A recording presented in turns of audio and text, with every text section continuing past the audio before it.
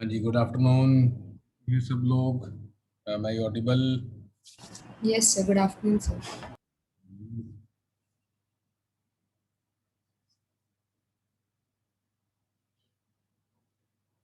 कैसा लग रहा है गॉस लॉ में अभी तक पढ़ के? इंटरेस्टिंग कुछ मजा आना हुआ चैप्टर में इलेक्ट्रोस्टैटिक्स के? हाँ।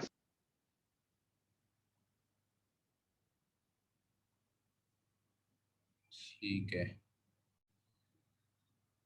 और 1-2 मिनट वेट कर लेते हैं। एक दो लेट लतीफ लोग हैं, वो भी पहुंचने वाले।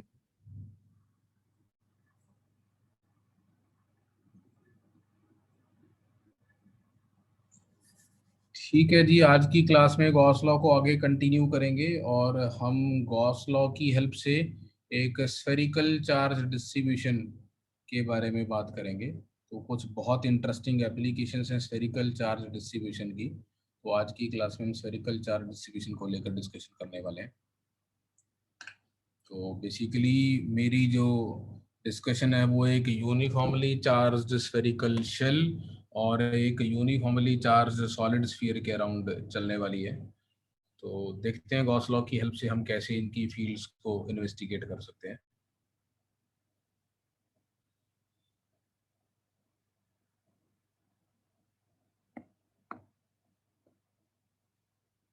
हाँ जी, स्क्रीन शेयर किए मैंने, विजिबल है आपको? Yes sir. चलिए ठीक है।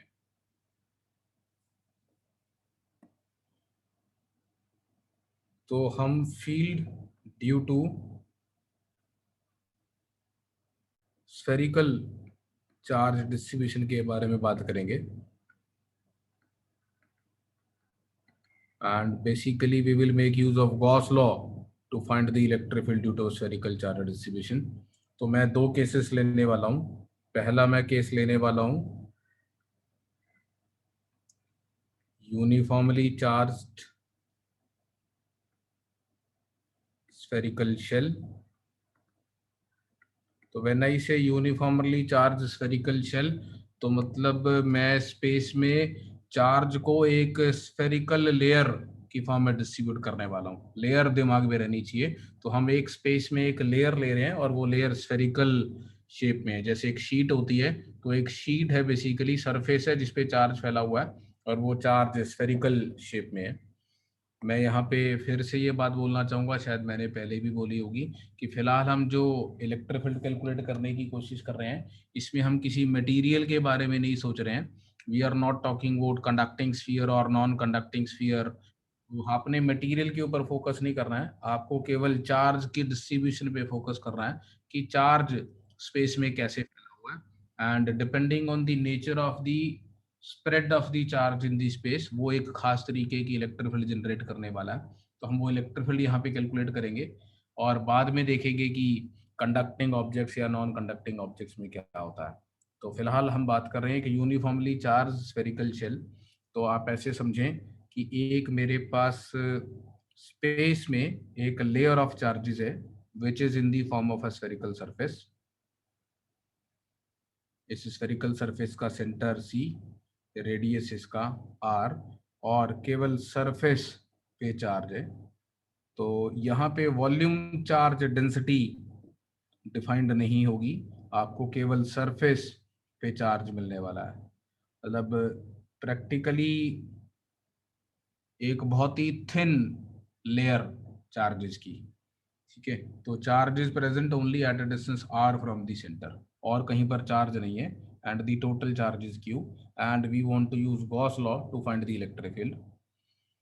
सारी की सारी जो स्पेस है मैं उसको दो स्पेसिस में डिवाइड कर सकता हूँ। एक स्पेस 1 जो इस स्फेरिकल लेयर के अंदर इंक्लूड हो रही है, इंक्लूज हो गई है, और एक स्पेस 2 जो इस स्फेरिकल लेयर के बाहर आ गई है। तो स्पेस 1 की जब मैं बात करूंगा तो बेसिकली मैं ऐसे पॉइंट्स लूंगा जिनका सेंटर से डिस्टेंस इसके रेडियस से कम है। और अगर मैं स्पेस 2 की बात करूंगा तो मैं ऐसे पॉइंट्स की डिस्कशन कर रहा हूं जिनका रेडियल डिस्टेंस सेंटर से इस स्फेरिकल सरफेस के रेडियस से ज़्यादा है। तो we will be talking about r less than r and r greater than r, and we will use Gauss law. और गॉस लॉ को यूज करके जब हम ये इलेक्ट्रिक फील्ड कैलकुलेट करेंगे तो आप मेरी बात को ध्यान से समझेंगे, हम भूल जाएंगे कूलम्स लॉ को बिल्कुल, और हम केवल और केवल ये फंडा यूज करने वाले हैं कि अगर मैं कोई क्लोज सरफेस बनाऊं और उस क्लोज सरफेस के लिए मैं ई डॉट डी एस का इंटीग्रल इवेल्युएट करूं, तो वो charge inside that close surface over epsilon naught के बराबर होता है। तो मैं ये एक बेसिक लॉ यूज करने वाला हूं। I will not think about Coulomb's law, although ये कूलम्स लॉ को ही इंटरप्रेट करने का एक अलग तरीका है। और सपोज यहाँ पर कोई पॉइंट है मेरे पास, suppose this is a point, let us call this point as A, और इसका जो रेडियल डिस्टेंस है हमारे स्फीयर के सेंटर से वो है suppose r, and this r is greater than r. तो सबसे पहले तो हम ये सोचने की कोशिश करेंगे कि यहाँ पे फील्ड की डायरेक्शन क्या होगी, और फील्ड की डायरेक्शन को आइडेंटिफाई करने के लिए अपने को इस चार्ज डिस्ट्रीब्यूशन की सिमेट्री के बारे में सोचना है। अगर मैं यहाँ पे एक ऑब्जर्वर बनाऊं और इस ऑब्जर्वर को बोलूं कि looking at this charge distribution think of कि यहाँ पर इलेक्ट्रिक फील्ड की क्या डायरेक्शन होगी, तो इन जनरल किसी भी पॉइंट पे इलेक्ट्रिक फील्ड के 3 स्पेस में कंपोनेंट्स बनाए जा सकते हैं। तो एक कंपोनेंट ऐसे बनाया जा सकता है टुवर्ड्स द ऑब्जर्वर, एक कंपोनेंट उसके परपेंडिकुलर बनाया जा सकता है, और एक कंपोनेंट इस प्लेन के परपेंडिकुलर ऐसे। नॉर्मली किसी भी वेक्टर की डायरेक्शन को आप आर्बिट्रेरीली 3 म्यूचुअली परपेंडिकुलर कंपोनेंट्स में रिजॉल्व करके दिखा सकते हैं। So in general these are the 3 possible directions.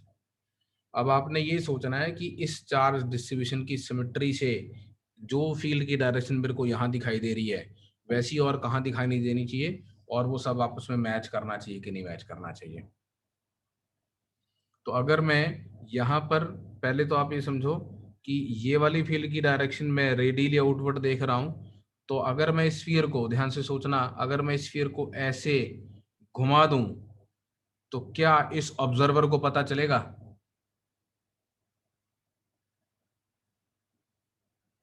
नहीं पता चलेगा ना इस ऑब्जर्वर के लिए, तो क्योंकि वो चार्ज यूनिफॉर्मली डिस्ट्रीब्यूटेड है तो सभी तरह से देखने पर स्फीयर एक ही जैसा है। तो अगर इसको मैं थोड़ा सा ऐसे टर्न कर दूं तो इस ऑब्जर्वर को पता नहीं चलेगा। कहने का मतलब ये है कि इस ऑब्जर्वर के लिए इस फील्ड की डायरेक्शन में एब्सोल्युटली कोई चेंज नहीं आना चाहिए। मैग्नेटिक रोड डायरेक्शन में इसको एग्जैक्टली वही दिखनी चाहिए, इस फिर ऐसे रखा हो या थोड़ा सा क्लॉकवाइज टर्न करके रख दिया जाए। और यहां से मैं ये भी कंक्लूजन निकाल सकता हूं कि अगर मैं इधर सिमिलरली ऐसा एक पॉइंट यहां पर लूं तो जो फील्ड की डायरेक्शन वो ऑब्जर्वर देख रहा है ऐसे ही फील्ड की डायरेक्शन यहां पर अगर आप एक ऑब्जर्वर बनाएंगे तो उसको भी दिखनी चाहिए। तो उसको क्या फील्ड की डायरेक्शन दिखनी चाहिए? उसको फील्ड की डायरेक्शन दिखनी चाहिए एक उसकी तरफ, जैसे कि इस पहले वाले ऑब्जर्वर को दिख रही थी, ये वाले कंपोनेंट के कॉरस्पॉन्डिंग E1। एक अगर इसने इधर एज्यूम की थी तो इसको ऐसे दिखनी चाहिए E2 ये वाली फील्ड के कॉरस्पॉन्डिंग, और एक दिखनी चाहिए क्रॉस E3। ठीक है, ये क्लियर हुआ आपको?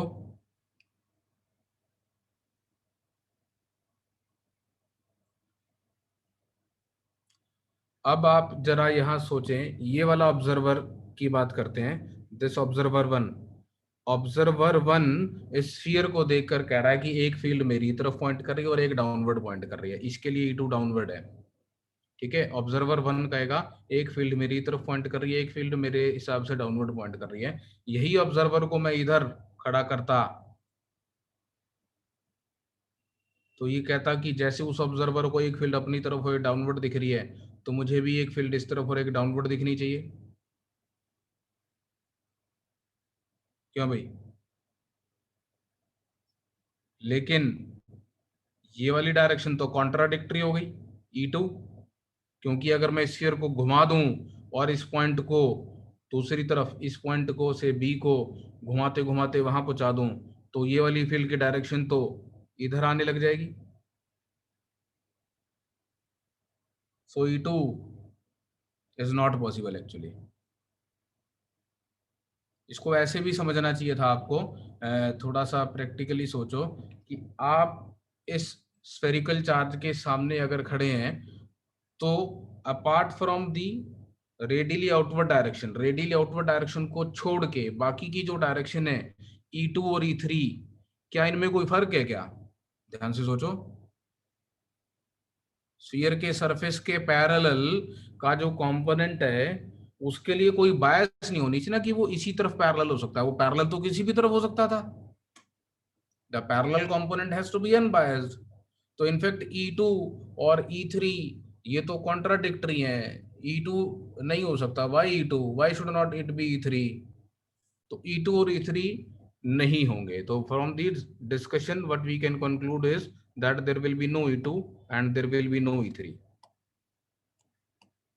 ठीक है, तो ये हमारा लॉजिकल रीजनिंग से हम ये बता पा रहे हैं कि इस चार्ज की वजह से, इस स्फेरिकल लेयर की वजह से, अगर आप किसी भी पॉइंट पर फील्ड देखेंगे तो वो रेडियल ही होनी चाहिए।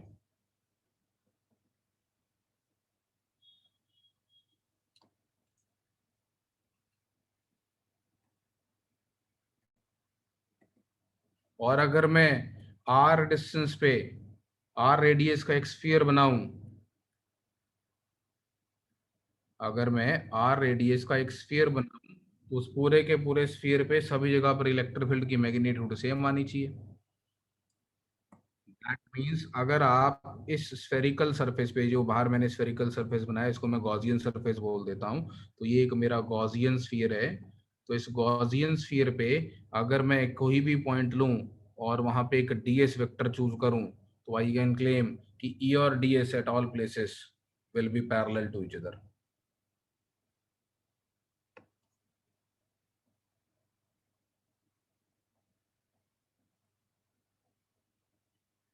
इसलिए हम कहते हैं कि एक स्फीयर ऑफ चार्ज की फील्ड की स्फेरिकल सिमेट्री है। वी यूज द टर्म कि एक स्फीयर ऑफ चार्ज की फील्ड की स्फेरिकल सिमेट्री है। और अब मैं अगर इसके साथ गॉस लॉ लगाता हूं तो मैं बात कर रहा हूं आर ग्रेटर देन आर वाले डिस्टेंस की, तो ये वाली वैल्यू ई ds की इंटीग्रेशन हो जाएगी, और ई सभी जगह पर सेम है तो ये ds की इंटीग्रेशन हो जाएगी, और ds की इंटीग्रेशन हमारे स्फीयर का surface area 4πr²। Now by Gauss law the total flux has to be charge inside over epsilon not. और आप देख सकते हैं कि ये जो हमने बाहर वाला बड़े वाला गॉसियन स्फीयर बनाया है, ये जो बड़े वाला गॉसियन स्फीयर है, ये सारा का सारा जो हमारी स्फेरिकल लेयर का चार्ज क्यू है उसको एनक्लोज कर ले रहा है। So charge encloses Q, that means I can conclude कि E टाइम्स 4πr² की value Q over epsilon naught के इक्वल है। और यहाँ से हम कंक्लूड कर सकते हैं कि electric field Q over 4πε0r² आएगी।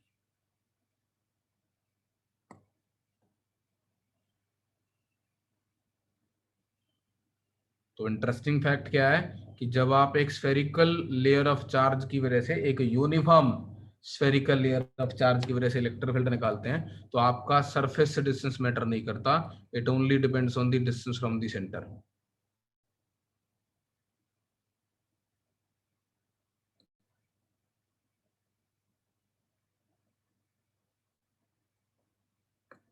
राइट? कोई डाउट किसी को?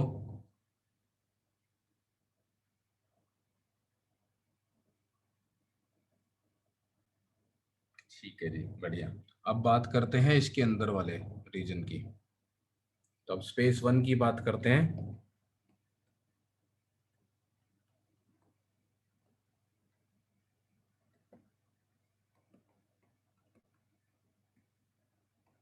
नोट कर लिया ये सभी ने? नोट कर लो।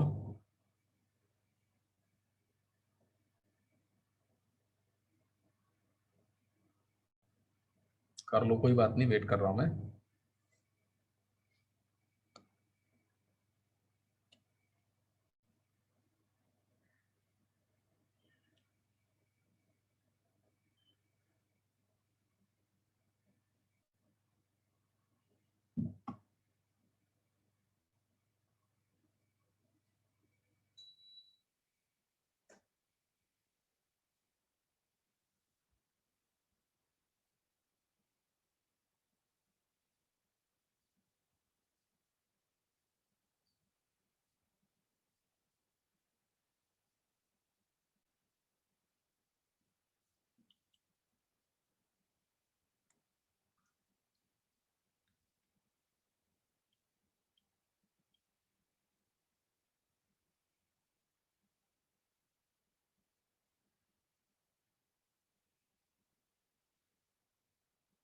चलें आगे।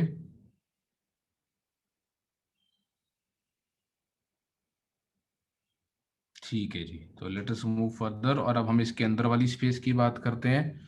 तो ये हमारा स्फेरिकल लेयर है चार्जेस की, ये रेडियस आर, और यहाँ पे चार्ज सारे पे फैला हुआ क्यू।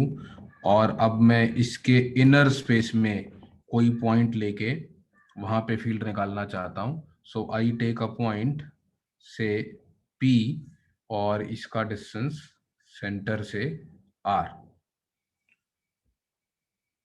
तो यहाँ पर अगर फील्ड की डायरेक्शन के बारे में सोचें कि what should be the direction of field at P, तो अगेन वही सेम डिस्कशन से मैं ये कह सकता हूं कि या तो फील्ड यहाँ पे रेडियली आउटवर्ड होगी या रेडियली इनवर्ड होगी। दो ही पॉसिबल डायरेक्शन हो सकती हैं, दो ही अनबायस्ड है ना। मतलब कि हाँ ठीक है, ये वाली डायरेक्शन होगी तो कोई दिक्कत नहीं है, या फिर अंदर की तरफ होगी तो कोई दिक्कत नहीं है। और कोई भी डायरेक्शन तो बायस्ड हो जाएगी ना। इस ये एक स्फीयर है, तो इस स्फीयर के सरफेस के पैरेलल वाली डायरेक्शन तो सब आइडेंटिकल है, एक ही जैसी है, तो उधर तो होनी नहीं चाहिए। सो इधर the field should be radially outward और the field should be radially inward. तो let us assume that field is radially outward. अगर इनवर्ड आती हुई तो नेगेटिव आ जाएगी अपने आप। तो इसका मतलब अगर मैं यहाँ पर एक गॉसियन स्फीयर बनाऊं, तो इस गॉसियन स्फीयर पे सब जगह पे इलेक्ट्रिक फील्ड ऐसी आएगी, radially outward. And that means कि अगर कहीं पर भी मैं एक ds वेक्टर चूज करूंगा तो E and ds will be parallel to each other.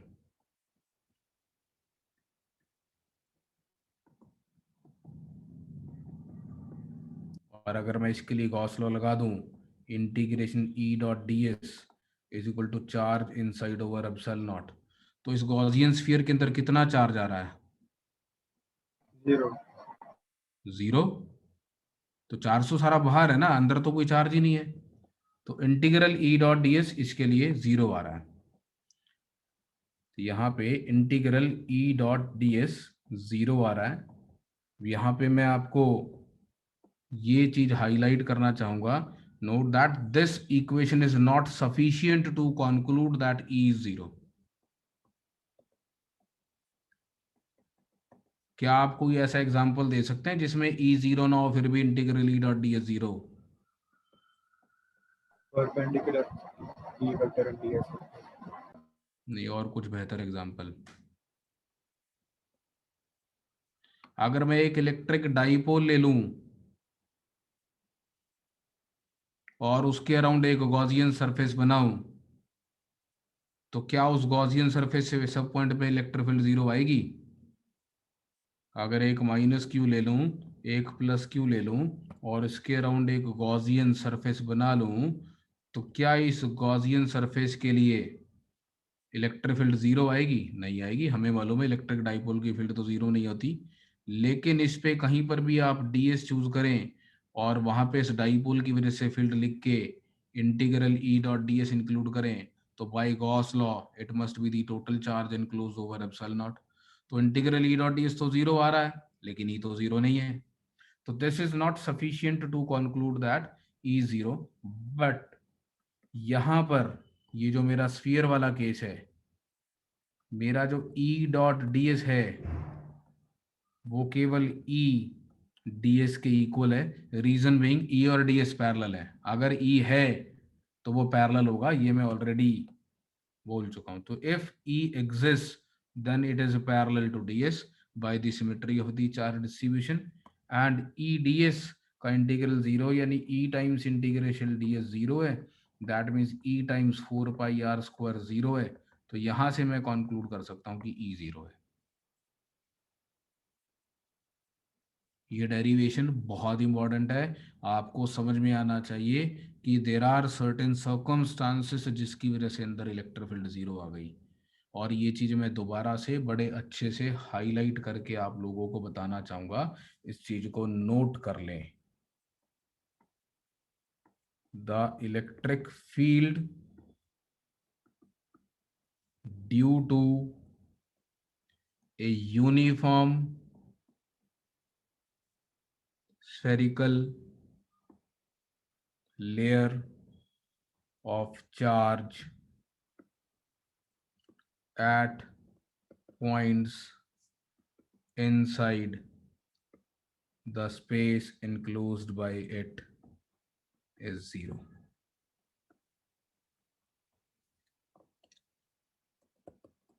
ये चीज पूरी स्टेटमेंट ध्यान से याद करनी है. Due to uniform spherical layer of charge at points inside is 0. ऐसा नहीं है कि बस आपको ये याद हो जाए कि एक स्फेरिकल शेल के अंदर इलेक्ट्रिक फील्ड 0 होती है. आप में से कुछ स्टूडेंट्स ऐसे रहेंगे जो कि आधी बात याद कर लेंगे कि भैया एक स्फीयर के अंदर इलेक्ट्रिक फील्ड 0 आती है. तो आपको कहीं पर भी ऐसा दिख रहा होगा कि यार एक स्फेरिकल लेयर पे चार्ज फैला हुआ है और अंदर कोई पॉइंट है, वहां पे इलेक्ट्रिक फील्ड 0 दिखनी शुरू हो जाएगी आपको. ऐसा नहीं होता. तो एक uniform spherical layer of charge की वजह से अंदर इलेक्ट्रिक फील्ड 0 आती है. अगर वहां पर और कोई चार्जेस रखे होंगे तो ऑब्वियसली वो अंदर फील्ड प्रोड्यूस कर सकते हैं, लेकिन एक स्फेरिकल लेयर ऑफ चार्ज अपने अंदर वाली स्पेस में कोई फील्ड जनरेट नहीं करती. ठीक है, तो please make a serious note on this. ये बहुत ज्यादा इंपॉर्टेंट पॉइंट है, बहुत सारे प्रॉब्लम्स में यूज होने वाला है और कई जगह पर ये नहीं यूज हो रहा होगा और आप गलती से यूज कर देंगे, तो वो भी ध्यान रखना पड़ेगा. तो मैं बताऊंगा, आगे आएंगे क्वेश्चंस ऐसे.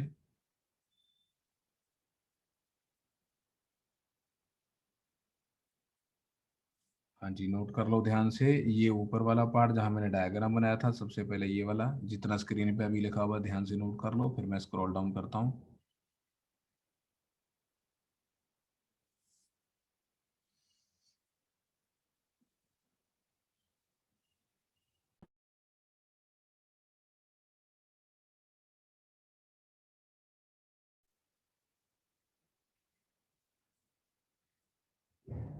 ठीक है, ये नोट कर लिया.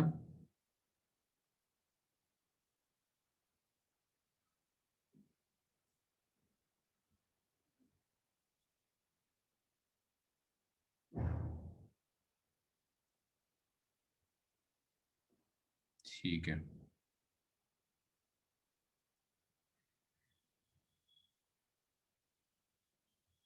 ये वाला भी नोट कर लो, फिर आगे चलते हैं.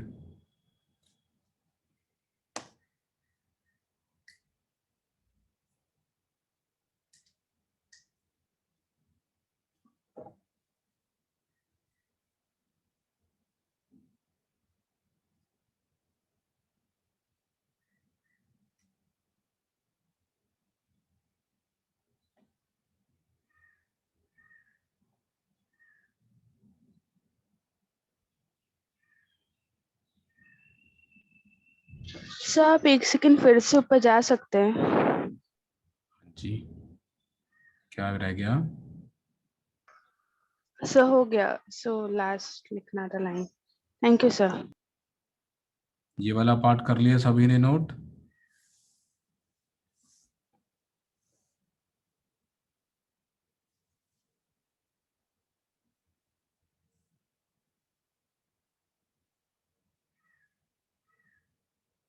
चलिए ठीक है.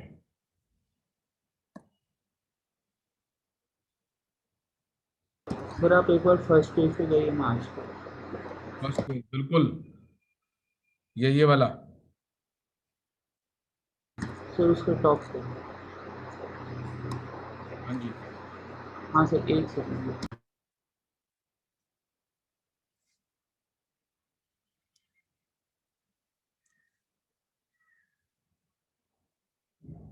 हाँ सर हो गया sir. There is one more intuitive way of thinking about that कि एक यूनिफॉर्म स्फेरिकल शेल की वजह से अंदर फील्ड 0 होती है.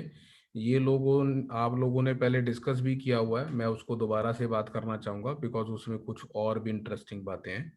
तो there is another intuitive way of proving that electric field at any point inside is going to be 0.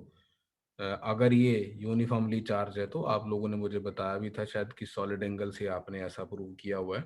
तो I would like to have that discussion again with you guys कि एक मेरे पास एक यूनिफॉर्मली चार्ज्ड लेयर है, charge Q है इसका, और ये एक स्फेरिकल लेयर ऑफ चार्ज है, और इसमें मैं रेंडमली कहीं पर भी एक पॉइंट चूज करूं P, और मैं ये प्रूव कर सकता हूं कि इस पॉइंट P पे कोई भी एक डायमेट्रिक मतलब कोई भी ऑपोजिट पेयर, मैं P पॉइंट पे एक लाइन ड्रॉ करता हूं ऐसे, और एक ऐसे,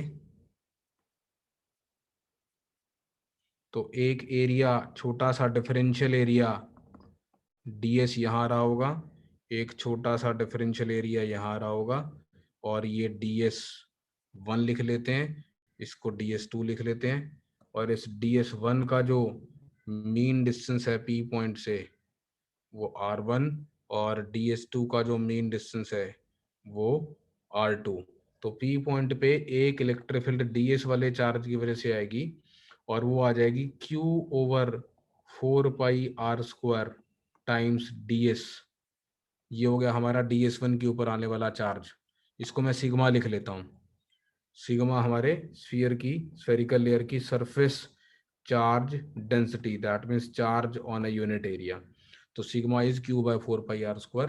तो E1 को मैं 1/4πε0 times sigma ds over r1² लिख सकता हूँ, और E2 को मैं 1/4πε0 सिग्मा ds2 ओवर r2² लिख सकता हूँ, और ds over r1², ds1 over r1² और ds2 ओवर r2², तो दोनों इक्वल ही होंगे सॉलिड एंगल के। अगर ये एग्जैक्टली इक्वल नहीं होंगे, मान लो ये जो रेडियल लाइन है तो ये यहाँ पे थीटा एंगल बना रही है, तो दोनों तरफ वैसा ही नॉर्मल के साथ थीटा एंगल बनेगा। तो वहां पे जो ds वेक्टर अगर वो ऐसा होगा तो यहाँ पर भी वो ds वेक्टर ऐसा होगा, ds2 वेक्टर, और उसका जो हम प्रोजेक्शन लेंगे उसमें ये वाला जो एंगल इन्वॉल्व होगा और ये वाला जो एंगल इन्वॉल्व होगा वो सेम ही होगा। तो ds1 cos थीटा और ds2 cos theta, where theta is this angle, वो हमारा सॉलिड एंगल के बराबर होता है d ओमेगा, और वी नो दैट वो दोनों तरफ से सॉलिड एंगल बराबर होगा, क्योंकि ये वाला सॉलिड एंगल और ये वाला सॉलिड एंगल हमारा बराबर होगा। तो उससे भी मैं प्रूव कर सकता हूँ कि E1 की वैल्यू E2 के इक्वल होगी, और इसका मतलब नेट फील्ड 0 होगी। तो P पॉइंट से कोई भी आप एक लाइन पास करो, और जहां पे वो स्फेरिकल सरफेस को कट कर रही है वहां पे छोटे छोटे दो पैचेस लो, तो उनकी फील्ड कैंसिल हो जाएगी। ये मालूम है आप सभी को, आई बिलीव आपने पढ़ा हुआ ये पहले, है ना? हाँ सर। तो बेस्ड ऑन दिस क्या आप, अगर आपको एक रिंग दी जाए और इस रिंग के सरफेस, नॉट सरफेस, रिंग की सरकमफेरेंस पे चार्ज है Q, तो क्या इस रिंग के प्लेन में सेंटर पे, तो अपने को सबको पता है रिंग के सेंटर पे इलेक्ट्रिक फील्ड 0 आती है, डायमेट्रिकली ऑपोजिट एलिमेंट से कैंसिल हो जाती है। क्या सेंटर को छोड़ के ऑफ सेंटर कोई पॉइंट लेंगे, मान लो इधर, तो क्या यहाँ फील्ड 0 आएगी रिंग के प्लेन में?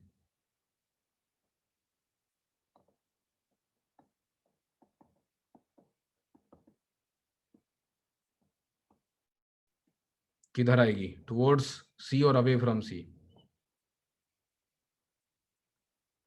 कैसे प्रूव कर सकते हैं?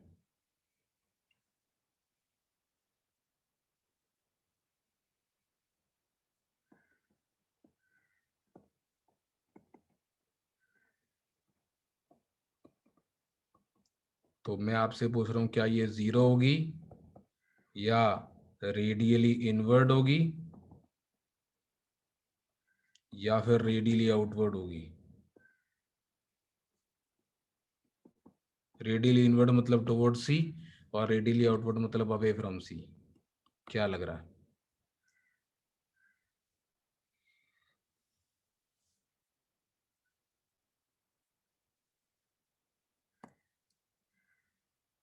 हाँ जी, अरित्र कह रहा है लेफ्ट की तरफ आएगी, बढ़ जाएगी।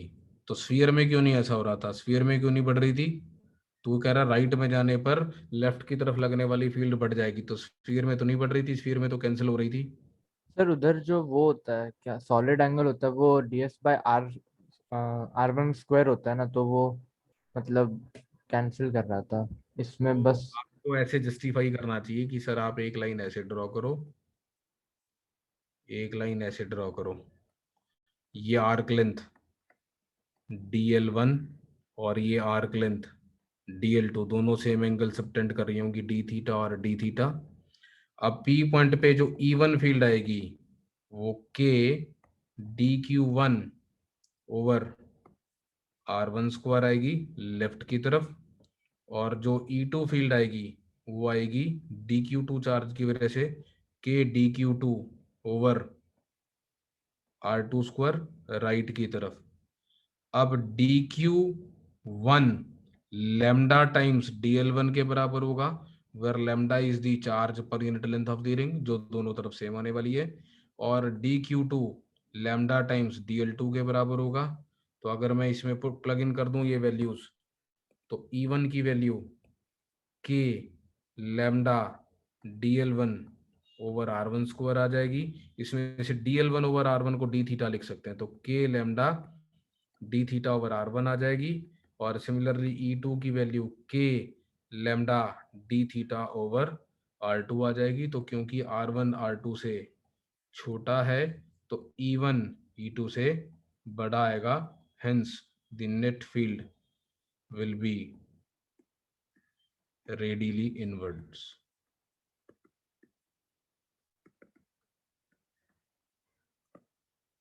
ठीक है, तो रिंग में ऐसा नहीं होगा, रिंग में फील्ड जीरो नहीं आएगी, वो रेडियली इनवर्ड आएगी।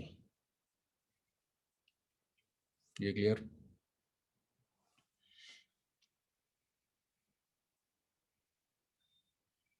क्या यहां से कुछ हम ऐसा प्रूव कर सकते हैं कि अगर मेरे पास एक long hollow cylinder of charge हो तो उसके अंदर भी किसी भी पॉइंट पर फील्ड जीरो आएगी?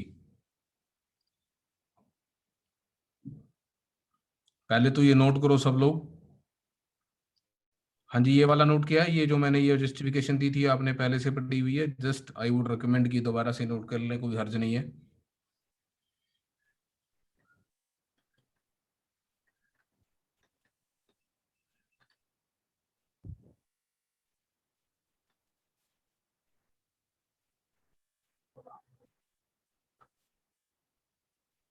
ये कर लिया नोट जो स्क्रीन पे अभी दिख रहा है आप लोगों को सभी ने? हाँ सर।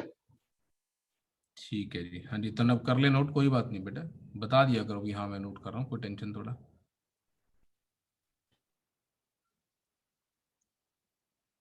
डन हो जाए तो बता।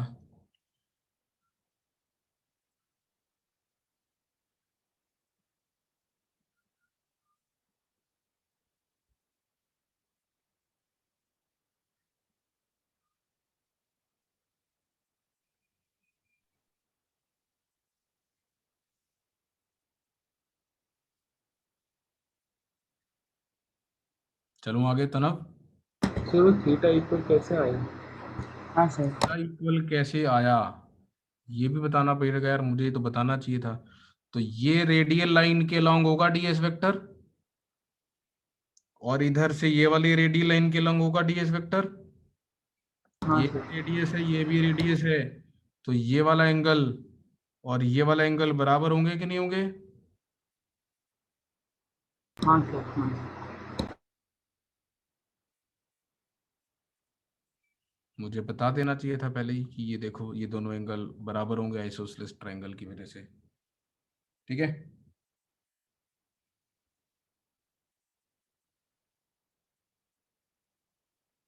चलूं आगे नीचे वाले पार्ट पे? हाँ सर। ठीक है, ये भी नोट कर लो जल्दी से।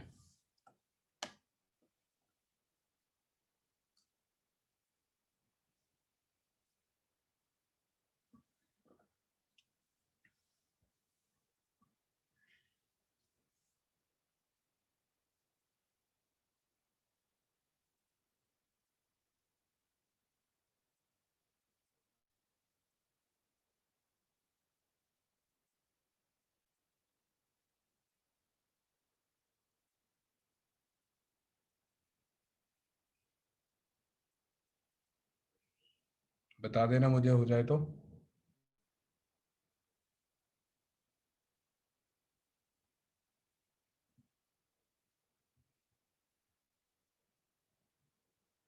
इवन बेटे किसकी वजह से फील्ड थी अनिका? इवन कौन से एलिमेंट की वजह से फील्ड है? इवन जो राइट में डीएल एलिमेंट है उसकी वजह से फील्ड है। So direction of even is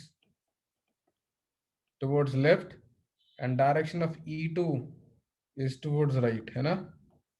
तो नेट फील्ड इवन लेफ्ट की तरफ आई ना, रेडियल इनवर्ड।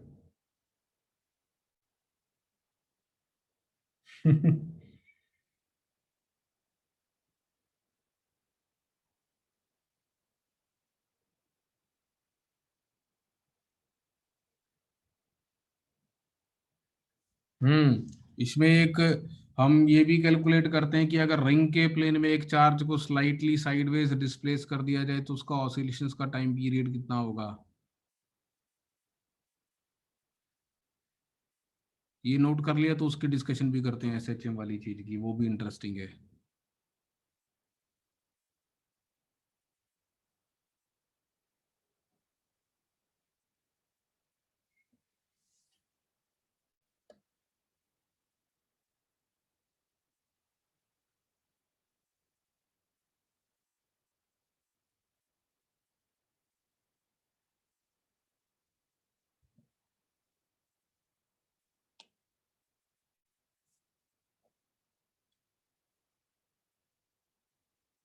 हाँ जी, सिद्धांत हो गया।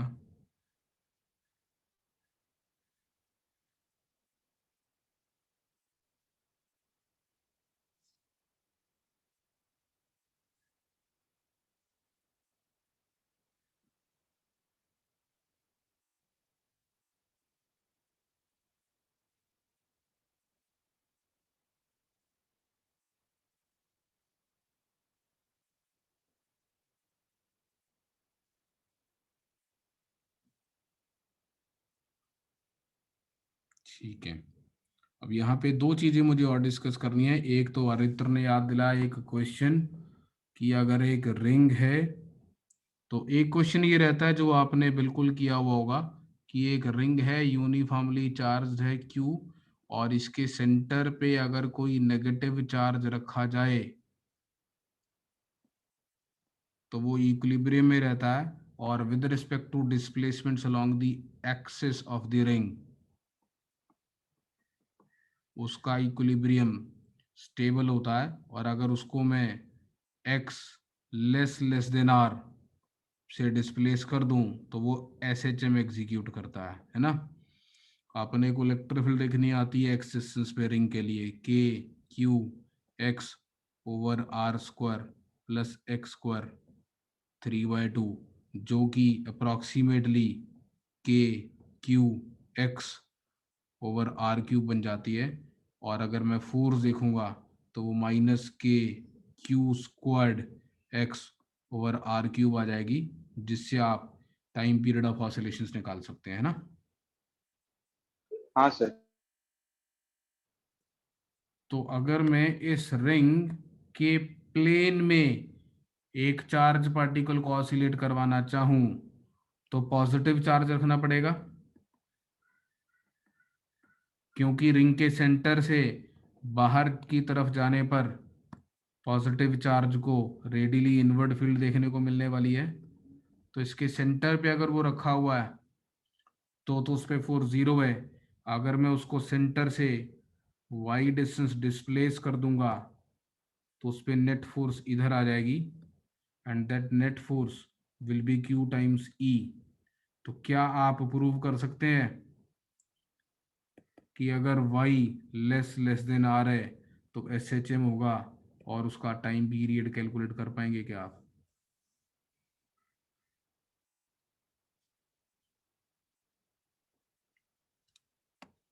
तो अगर मैं सेंटर पे चार्ज रख के उसको y डिस्प्लेस कर दूं तो उस पे नेट फोर्स लेफ्ट की तरफ आएगी।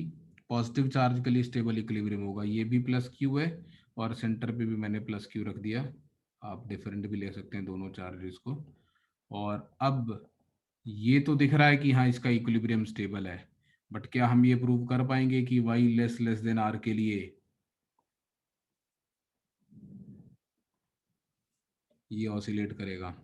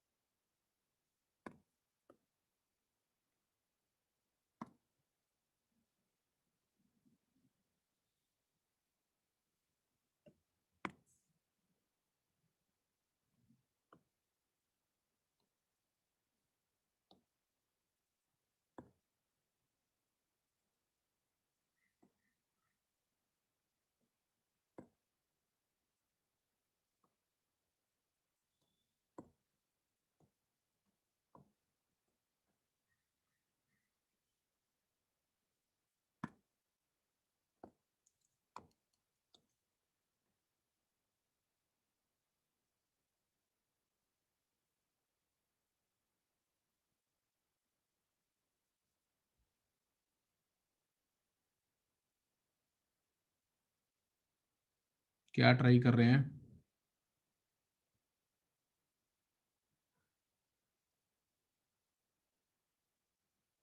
अभी अनुज गौतम क्या ट्राई कर रहा है? और वही डिस्प्लेस करके और फिर वहां से DQ एलिमेंट से चार्ज। नेट फोर्स लिखने की कोशिश कर रहा है। हाँ सर।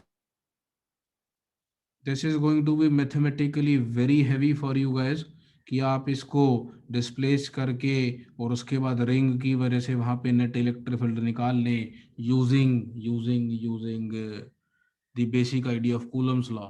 तो आई वुड स्ट्रांगली रिकमेंड कि क्या आप गॉस लॉ से निकाल पाएंगे फील्ड कितनी होगी?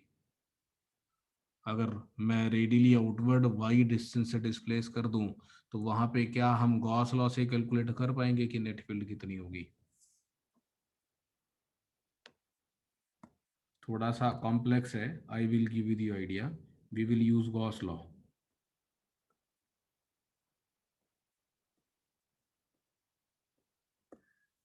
ध्यान से समझें। इधर देखना डायग्राम में मैं यहां पे एक गॉसियन सिलेंडर बना रहा हूं। इस गॉसियन सिलेंडर का रेडियस है y और इसकी हाइट है 2x। y भी मेरा r से बहुत कम है और x भी मेरा r से बहुत कम है। लग रहा है ये गॉसियन सिलेंडर आपको? हाँ सर। ये गॉसियन सिलेंडर को मैं इस सायथ वाले डायग्राम में भी अगर दिखाऊं तो एक ऐसा गॉसियन सिलेंडर, और आपने रिंग की वजह से फील्ड निकालनी है तो forget about this charge which is placed at the centre, है ना। तो इस चार्ज के हटा देना, ये वाले चार्ज को। हम केवल रिंग की वजह से प्रोड्यूस होने वाली फील्ड की बात कर रहे हैं। तो you remove this charge from the centre and then you draw this Gaussian cylinder. ये वाला गॉसियन सिलेंडर इस डायग्राम में ये रहा। इसका जो रेडियस है वो y है और इसकी जो ये वाली डायमेंशन है वो 2x है। विजुलाइज कर पा रहे हैं सभी इसको? और इसके लिए हम गॉस लॉ लगा देते हैं और इसका टोटल चार्ज इनक्लोज तो 0 है। चार्ज तो रिंग का सारा बाहर है ना, रिंग के चार्ज की वजह से बात कर रहा है। रिंग का सारा चार्ज तो बाहर है, तो रिंग की वजह से जो इलेक्ट्रिक फील्ड इस गॉसियन सिलेंडर के साथ क्रॉस करके जा रही है उसका फ्लक्स 0 है, यानी इंटीग्रेशन ई डॉट डी एस 0 है। ठीक है। अब जरा ध्यान से देखना कि अगर इसके साथ इंटीग्रेशन ई डॉट डी एस 0 है तो कहीं से फील्ड लाइंस एंटर कर रही होंगी और कहीं से बाहर निकल रही होंगी। क्या लग रहा है कहाँ से एंटर कर रही हैं? इसके कर्व्ड सरफेस एरिया से। और बाहर कहाँ से निकल रही हैं? इसके फ्लैट सरफेसेस से। बोलो, सब देख पा रहे हैं इस चीज को? सर और एक बार बता सकते हो? फील्ड लाइंस इसके कर्व्ड सरफेस एरिया से एंटर कर रही होंगी। तो जो इलेक्ट्रिक फील्ड मुझे वाई डायरेक्शन में वाई डिस्टेंस पे निकालनी है, तो अगर वो वैल्यू E1 है तो E1 इलेक्ट्रिक फील्ड की वजह से इसके कर्व्ड सरफेस के साथ इनवर्ट फ्लक्स होगा। हाँ सर, हाँ समझे। और जो इसका फ्लैट सरफेस है ये वाला,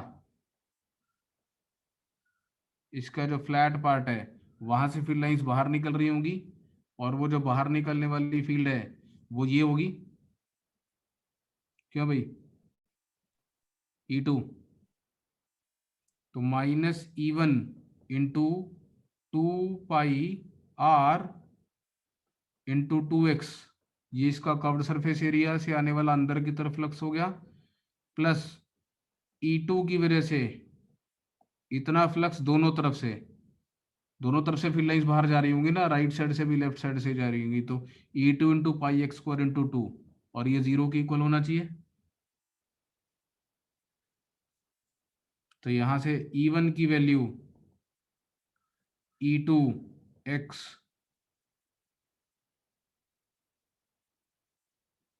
सही लिखा कि नहीं मैंने, एरिया वगैरह सब कुछ गलत तो नहीं लिखा, 2πy into 2x plus E2 into πy², E2 into πy², मैं भी कहूँ कुछ गड़बड़ हो गई, πy² है ना। तो E2 इंटू πy², तो यहाँ से अब मेरे पास E1 की वैल्यू आ जाएगी ये 2π E2y/2x आ जाएगी, तो मेरे पास आ जाएगी KQy/2r3। दिख रहा है, बहुत बारीक लिख दिया मैंने। Is it visible to you?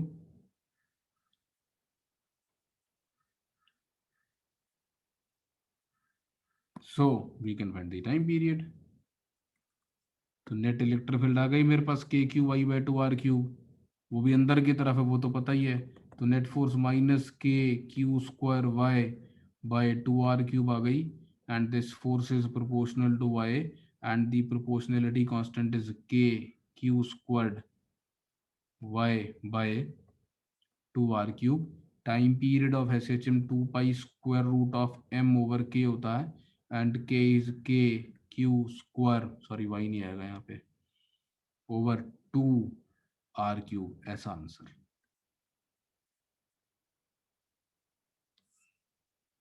ठीक है,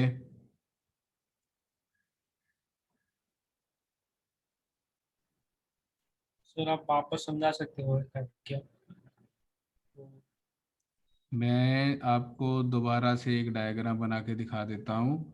तो ये हमारे पास एक रिंग है,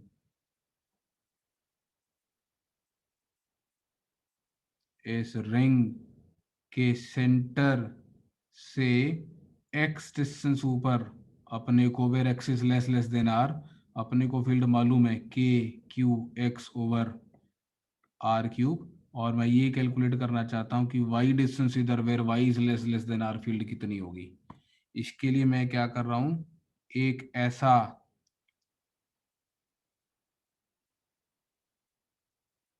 गॉसियन सिलेंडर बना ले रहा हूँ।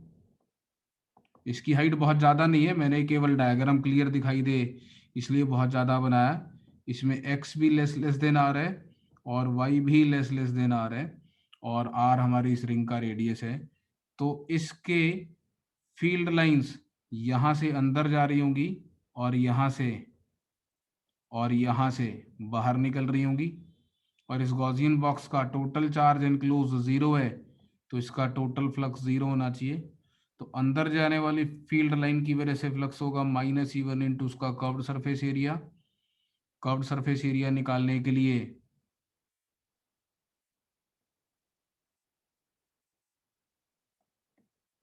मैं 2π इंटू रेडियस इंटू हाइट कर दूंगा, और जो E2 फील्ड थी x डिस्टेंस पे वो इधर भी होगी और इधर भी होगी, उसकी वजह से फ्लक्स E2 इंटू πy² का डबल, और इसको मैंने 0 के बराबर कर दिया। ओके सर, समझा। ये हमारा गॉसियन सिलेंडर हमने बनाया था उस फील्ड को इन्वेस्टिगेट करने के लिए। तो इस गॉसियन सरफेस के कर्व्ड सरफेस से फील्ड लाइन अंदर आ रही है, वो वाली फील्ड लाइंस है जो रिंग के प्लेन में एग्जिस्ट करती हैं, और इसके फ्लैट बेसिस से फील्ड लाइंस बाहर निकल रही हैं, और वो उस फील्ड का रिप्रेजेंटेटिव है जो उसके एक्सिस पे फील्ड को रिप्रेजेंट करती है। क्लियर? यस सर, थोड़ा ऊपर ले सकते हैं। अब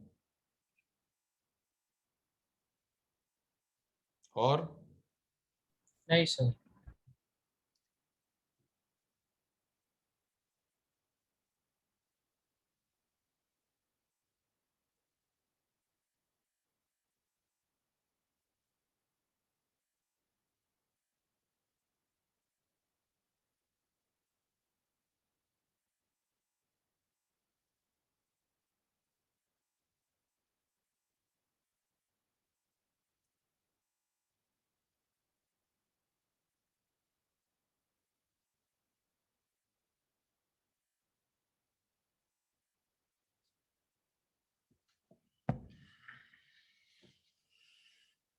जीत says doesn't that cylinder goes against Gauss law, मतलब नहीं समझा बेटे जीत पूरा मैं आपकी स्टेटमेंट का।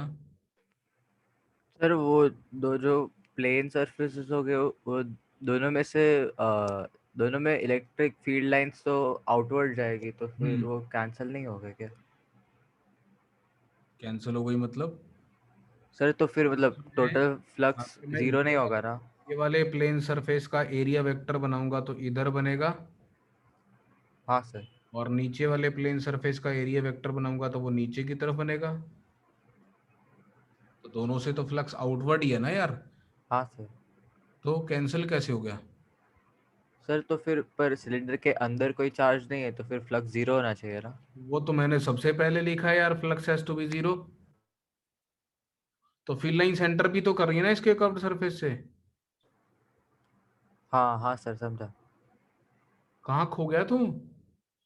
स्टार्ट ही यहीं से किया, इसके अंदर फ्लक्स जीरो है, इसके कर्व्ड सरफेस से फिल लाइंस अंदर जा रही हैं और फ्लैट सरफेस से बाहर निकल रही हैं, यही तो बात मैंने बोली ना बार बार बेटा। हाँ sir. You got confused with something, क्या सोच रहा था पता नहीं। अभी क्लियर है? श्योर? हाँ सर, समझा। चलो ठीक है। सर मुझे एक और डाउट है। हाँ बेटा बोल। सर आपने बोला था वो अगर हम रिंग के एक्सिस पे इलेक्ट्रिक फील्ड निकालते तो वो आउटवर्ड्स रहता है ना? हाँ, तो सर आपने मतलब ये पूरे कर्व सरफेस के लिए या पूरे ऊपर के डिस्क के लिए मतलब उनका डॉट प्रोडक्ट लेना चाहिए था, तो आपने उसका डायरेक्शन और डीएस का।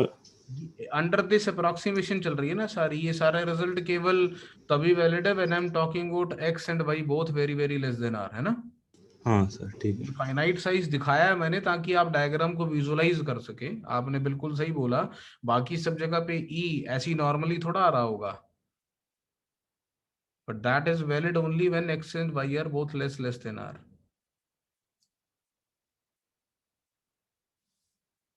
जयंत जो तू स्टेटमेंट दे रहा है उसका भी मेरे पास यही आंसर है, what I am discussing is under the approximation that x and y both are very small in comparison to r. तो ये इतना बड़ा सिलेंडर नहीं है जितना बड़ा मैंने दिखाया आपको, वो तो इसलिए बनाया था ताकि आप विजुलाइज कर पाए कि मैंने डायग्राम क्या बनाया। वो छोटा बनाता तो डायग्राम नहीं बनता क्लियर।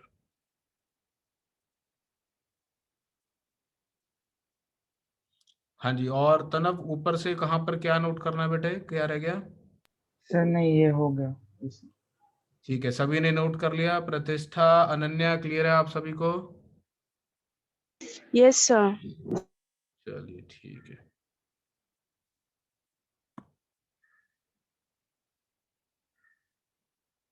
सर ये डायग्राम वाला उसके ऊपर एक सेंटेंस है वो।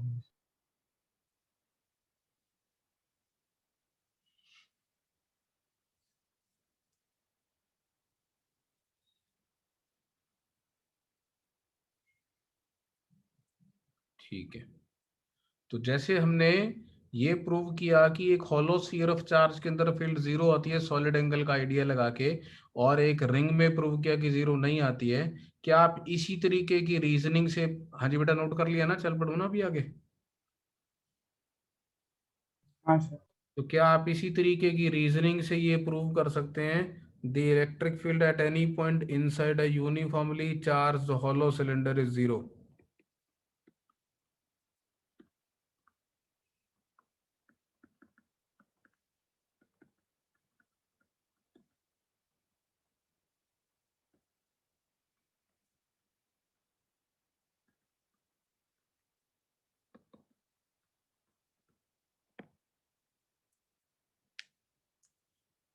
हाँ जी मानस, कैसे प्रूव करेंगे?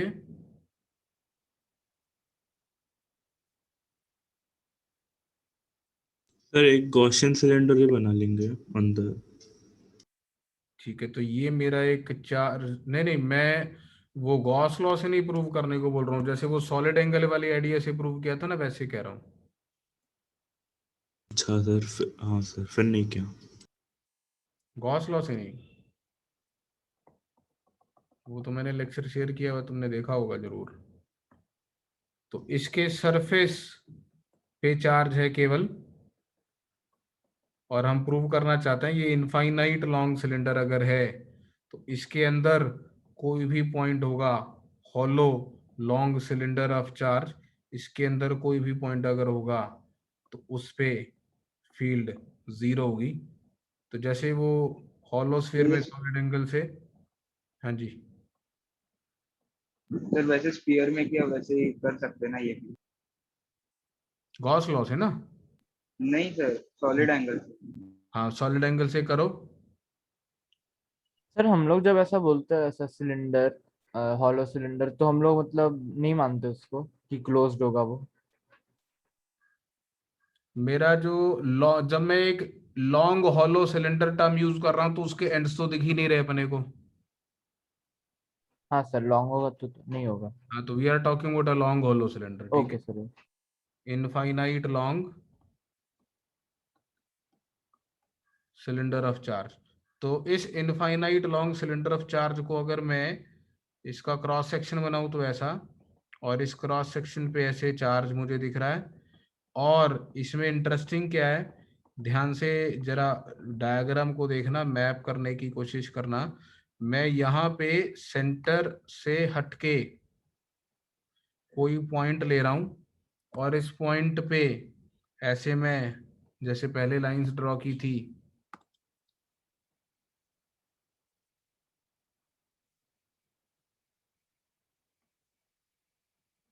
डी थीटा प्लेन एंगल है, ये सॉलिड एंगल नहीं है, डी थीटा प्लेन एंगल की लाइन ड्रॉ कर रहा हूं।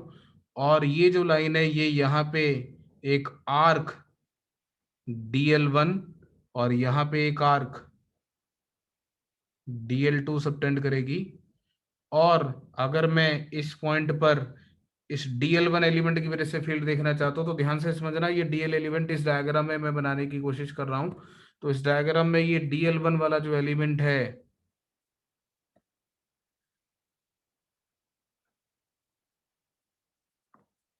ये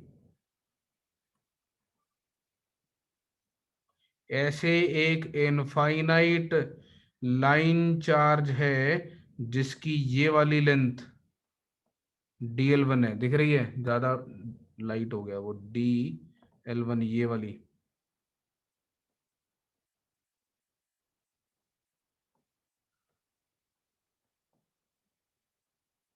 तो ऐसी एक इनफाइनाइट लॉन्ग स्ट्रिप है जिसकी एक थिकनेस DL1 है ना।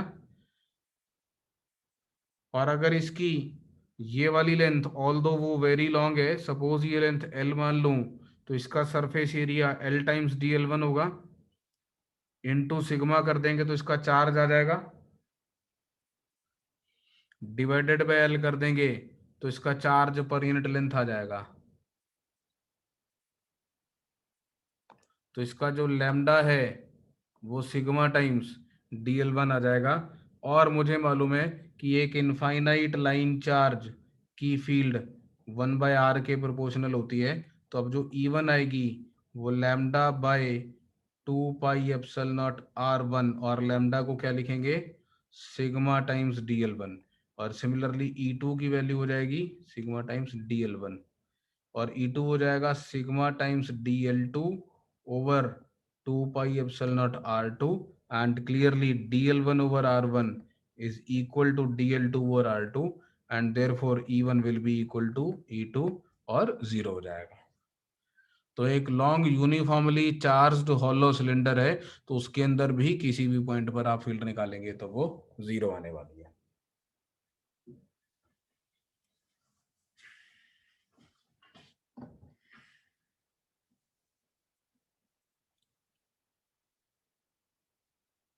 ठीक, क्लियर है? चलिए आगे चलते हैं। तो आज की क्लास में हमने ये नोट करना है। हाँ जी, कर लो नोट जल्दी से।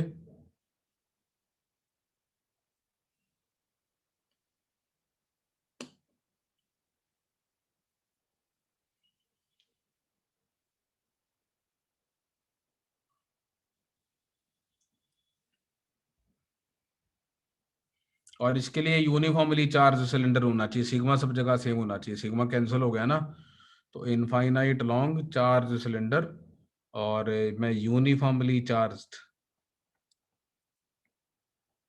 यूज करना पसंद करूंगा बिल्कुल इसके लिए। तो electric field at any point inside है uniformly charged cylinder is 0।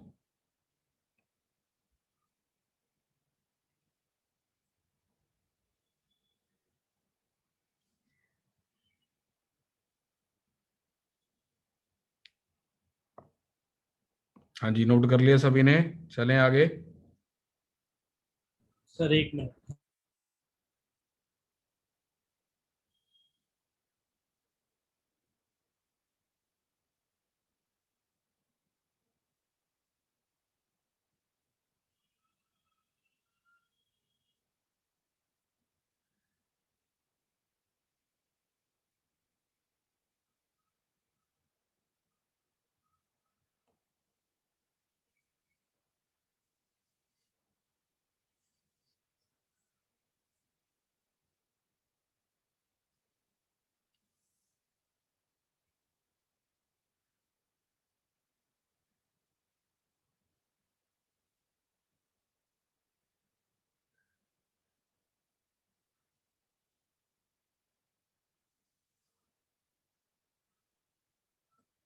Sir okay.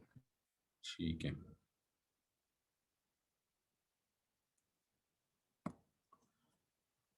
तो जो फाइनल रिजल्ट मेरा जो सबसे पहले मैंने डिराइव किया था, मैं उसको एक बार दोबारा से लिख रहा हूं। तो फॉर ए यूनिफॉर्म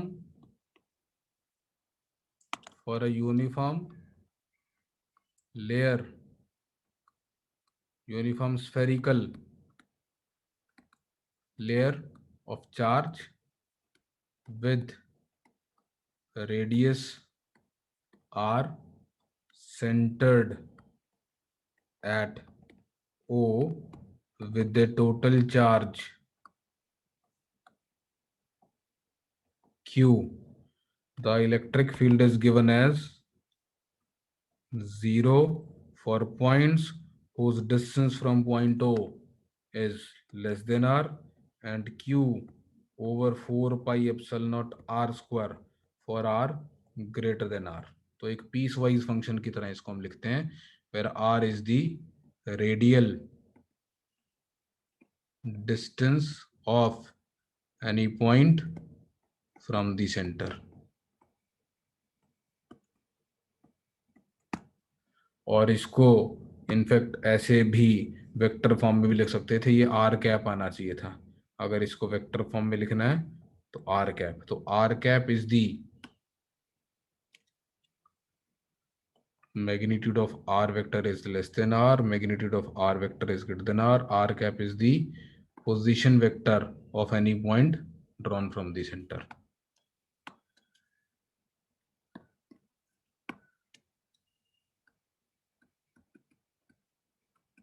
इसका हम एक डायग्राम भी बनाना पसंद करेंगे, ग्राफिकली इसको हम विजुलाइज करके याद करना भी जरूर पसंद करेंगे।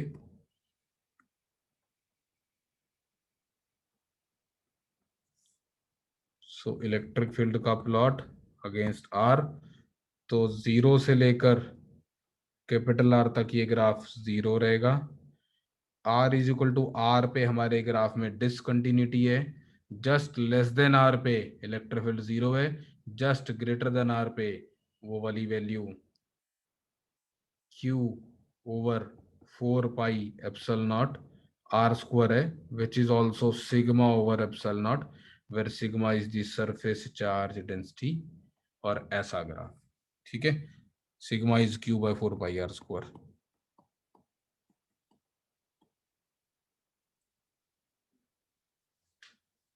सर वो उसमें Q by 4 pi epsilon not r square, वो r इक्वल टू r के लिए होता है क्या?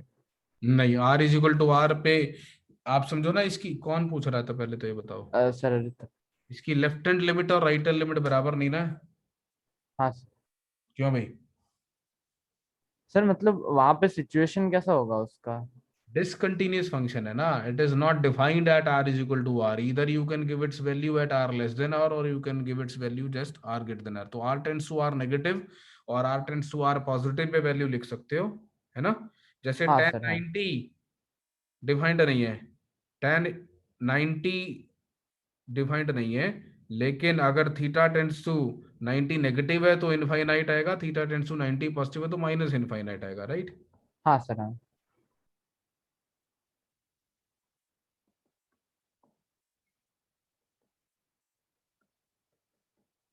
एक्चुअली क्या होता है ना, यहाँ पे हमने डिस्क्रीट चार्जेस रखे हुए हैं। जब आपने ऐसा बोला कि केवल सरफेस पे चार्ज है, तो आपने क्या किया, डिस्क्रीट चार्जेस रखे हैं, और डिस्क्रीट चार्जेस की साइट पे फील्ड इनडिटर्मिनेट हो जाएगी। अगर कंटिन्यूस चार्ज डिस्ट्रीब्यूशन रखी होगी तब आपकी फील्ड सब जगह पे डिफाइंड आएगी, ठीक है?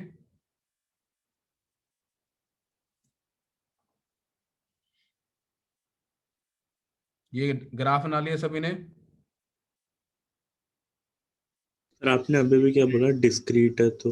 मैंने कहा यार केवल सरफेस पे चार्ज है ना, तो इसका मतलब आपने डिस्क्रीट चार्जेस रखे हुए हैं, 0 डायमेंशन का चार्ज रखा हुआ उसके सरफेस पे। आप थिकनेस तो डिफाइन नहीं कर रहे ना, तो हाँ सर। प्रैक्टिकली 0 डायमेंशन का चार्ज होता नहीं है, तो उस वजह से ये इनकंसिस्टेंसी आ रही है ना हमारे फील्ड के उसमें। अगर आप कंटिन्यूस चार्ज डिस्ट्रीब्यूशन की तरह ट्रीट करके चलेंगे तो आएंगे आंसर, नहीं तो नहीं आएंगे। तो मतलब सॉलिड स्फीयर होगा तो उसका डिफाइंड होगा ना? हाँ, अगर यूनिफॉर्म स्फीयर ऑफ चार्ज होगा जिसमें अंदर तक चार्ज भरा हुआ तो उसका डिफाइंड आएगा, हम सॉल्व भी करके देखेंगे। तो उसकी left hand limit right hand limit equal आएगी हमारी। सर अगर उसका यूनिफॉर्म नहीं हुआ और सिर्फ आर पे डिपेंड कर रहा है उसका वॉल्यूम चार्ज डेंसिटी, तभी भी कंटिन्यूस ही आता है? तब भी आएगा continuous, as long as charge distribution continuous है, आपको फील्ड में दिक्कत नहीं आएगी। फील्ड में डिसकंटिन्यूटी तब मिलेगी जब आप डिस्क्रीट चार्जेस रखेंगे। There is a sudden change in volume charge density और नॉट डिफाइंड आ रही है कहीं पर, तब ठीक है।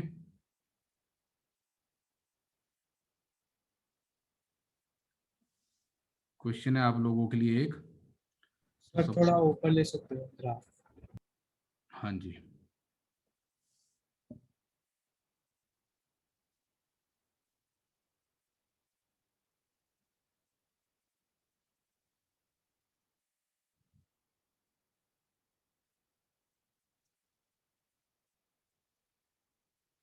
ठीक है, कर लिया नोट?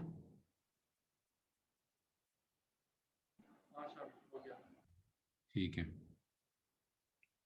तो अगर मेरे पास सपोज दो कॉन्सेंट्रिक स्फेरिकल लेयर्स हैं चार्जेस की, पहली स्फेयर के लेयर का रेडियस a और इसका चार्ज q, और दूसरी स्फेरिकल लेयर का रेडियस b और इसका चार्ज -3q।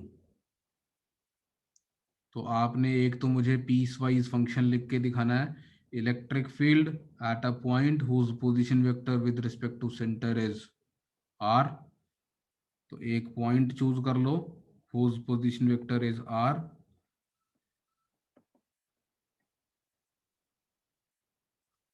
और उस किसके रिस्पेक्ट में, सेंटर के रिस्पेक्ट में, और वहां पर फील्ड का क्या एक्सप्रेशन होगा ये लिख के दिखाना आपने।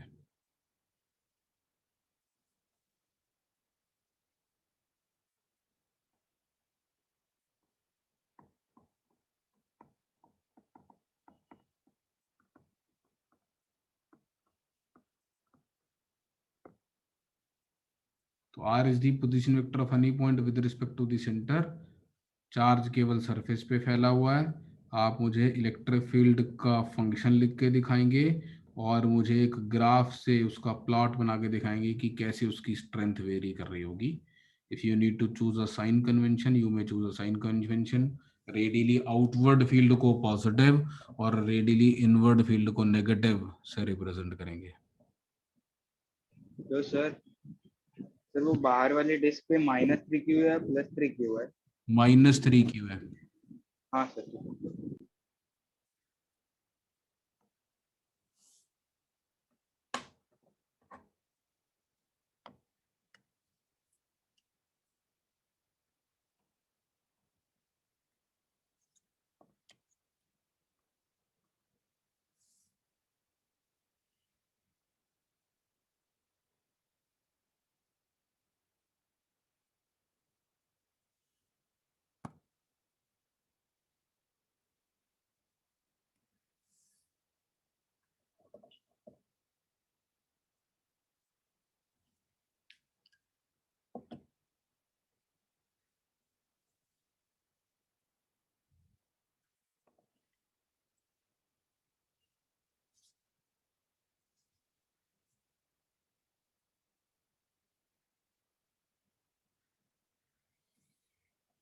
जीत वोरा का आंसर आ गया, अच्छा लग रहा है।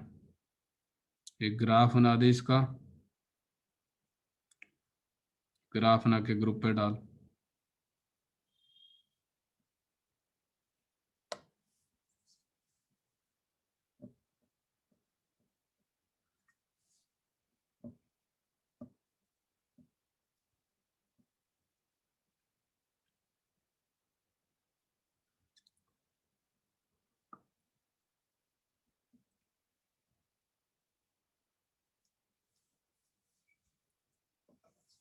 We need to know that charge is uniformly spread over the spherical surface.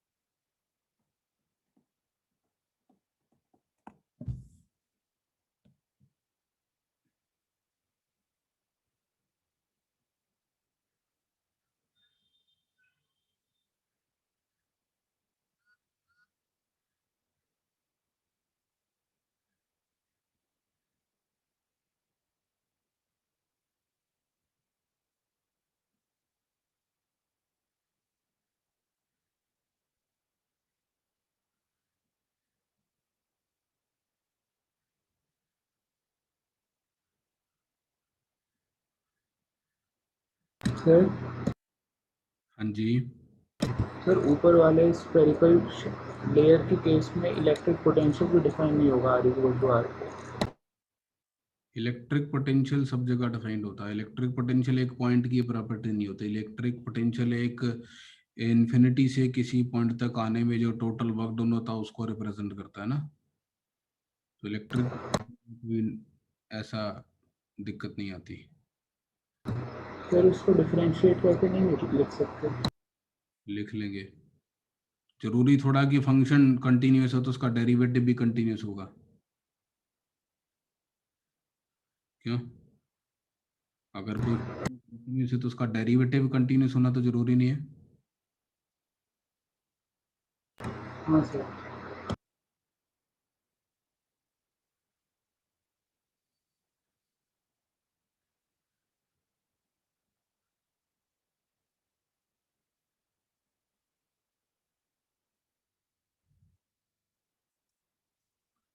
तो इसमें आइडिया क्या लगाना है, या तो आप सुपर पोजिशन प्रिंसिपल लगाओ या फिर आप गॉस लॉ लगाओ। बहुत सिंपल सा आइडिया। आप यहाँ पर गॉसियन सरफेस चूज करके क्लेम कर पाएंगे कि इलेक्ट्रिक फील्ड जीरो आएगी। अगर आप यहाँ पर गॉसियन सरफेस चूज करेंगे तो स्फेरिकल सिमेट्री से पता चल रहा है कि फील्ड E इंटू 4πr² होगी और वो charge enclosed by epsilon naught के बराबर होगी। तो यहाँ पर field Q by 4π epsilon naught r² होगी। और अगर बाहर वाली रीजन में गॉसियन सरफेस बनाते हैं तो इसके लिए भी फ्लक्स E इंटू 4πr² आएगा और इसका टोटल चार्ज इनक्लोज -2q/एप्सिलॉन नॉट आएगा। सो E की value -2q/4π epsilon naught r² होगी। क्या ये सभी को समझ में आता है? हाँ सर। हाँ sir. Spherical symmetric charge distribution में आपने एक गॉसियन सरफेस बनाना है, गॉसियन स्फीयर, उसका चार्ज इनक्लोज देख के इलेक्ट्रिक फील्ड को Q/4π/r² लिख सकते हैं। तो जहां पर भी आपको स्फेरिकली सिमेट्रिक चार्ज डिस्ट्रीब्यूशन मिले, मेरा मतलब समझना, मेरी वर्डिंग्स का मतलब समझना। When I use the term spherically symmetric charge distribution, इसका मतलब ओरिजिन से r डिस्टेंस दूर जाने पर किसी भी डायरेक्शन में आपको एक जैसा चार्ज अगर स्प्रेड हुआ देखने को मिलता है तो मैं उसको बोलूंगा spherically symmetric charge distribution. Charge radial direction में अलग अलग डिस्टेंसेस पे अलग अलग है। सेंटर से ए डिस्टेंस पे चार्ज अलग है, बी डिस्टेंस पे चार्ज अलग है। लेकिन अगर मैं सेंटर से ए डिस्टेंस पे फ्रीज कर लूं डिस्टेंस से और चारों तरफ गोल गोल घूम जाऊं तो एक ही जैसी चार्ज की डिस्ट्रीब्यूशन देखने को मिलेगी। That is what I mean by spherically symmetric charge distribution. मतलब आप कहीं से भी खड़े होके देखो, डिस्टेंस फ्रीज कर लो और सेंटर के चारों तरफ घूम जाओ एक स्फीयर पे, तो आपको चार्ज की डिस्ट्रीब्यूशन में कोई डिफरेंस दिखाई ना दे।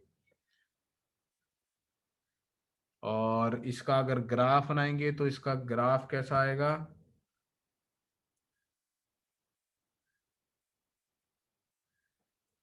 E versus R graph. Sir वो ए और बी में वैल्यू चेंज। तो 0 से लेकर ए तक फील्ड 0, जैसे ही आप ए से बाहर निकलेंगे सडनली फील्ड नॉन जीरो हो जाएगी और Q over 4 pi epsilon not a square से स्टार्ट होगी। ठीक है, यहां से जाएंगे डिक्रीज करती जाएगी टिल यू रीच बी, और r tends to be negative पे केवल अंदर वाले चार्ज की वजह से फील्ड आएगी, तो Q/4 pi epsilon not be square आएगी। और जैसे ही आर बी से ज्यादा हो जाएगा तो फील्ड सडनली इसकी डबल हो जाएगी, लेकिन साइन रिवर्सल हो जाएगा, -2Q/4 pi epsilon not be square. और इसके बाद ये ग्राफ ऐसा। हाँ जी, ग्राफ समझ में आ रहा आपको?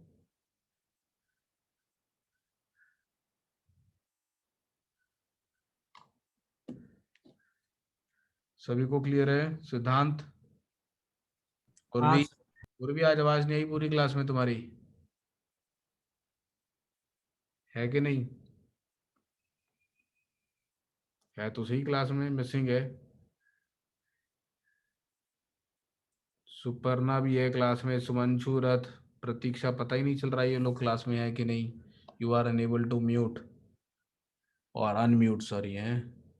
At least you can put in a message yes sir, no sir, तो मुझे पता चलता रहेगा तुम भी हो क्लास में, है ना।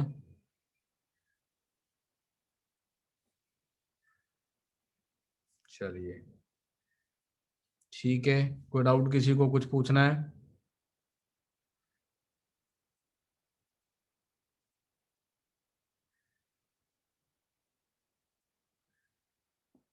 ठीक है, सर वो 1 मिनट नोट डाउन करना था। हाँ जी कर लो। ये वाला? हाँ सर, बस वही वाला ग्राफ।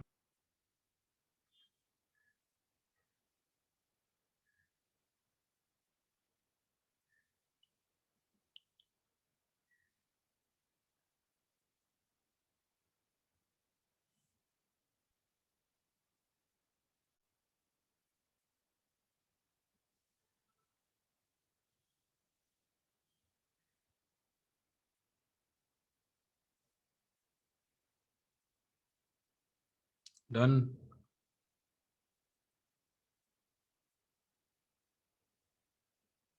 Yes sir.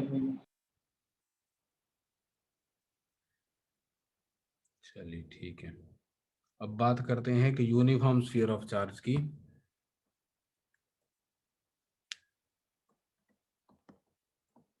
तो when I use the term uniform sphere of charge, तो इस बार चार्ज एक स्फेरिकल वॉल्यूम में डिस्ट्रीब्यूटेड है। So a charge Q is spread in a spherical volume of radius r centered at origin.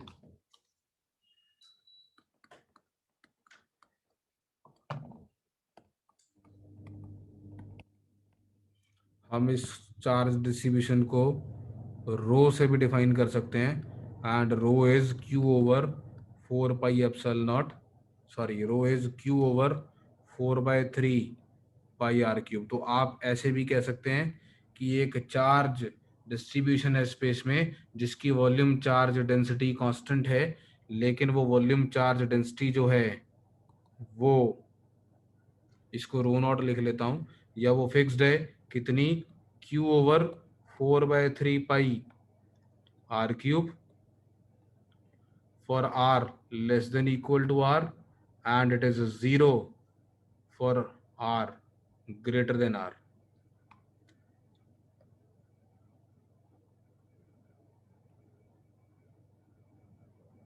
ठीक है, तो ये हमारे पास एक स्पेस में चार्ज डिस्ट्रीब्यूशन है, और इस चार्ज डिस्ट्रीब्यूशन को कैसे विजुलाइज कर सकते हैं? तो विजुलाइज करने में तो ऐसा कुछ भी नहीं है, तो ये अपने को एक स्फेरिकल स्पेस दी हुई है, और ये पूरी की पूरी स्फेरिकल स्पेस हमारी चार्ज से भरी हुई है and charge in it is Q.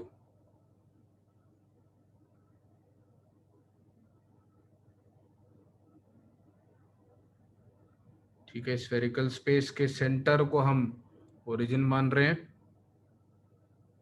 और इसका radius r and a total of q charges filled in it। Again सारी दुनिया दो स्पेस में डिवाइड कर लेंगे, स्पेस 1 और स्पेस 2। तो अगर मैं स्पेस 2 में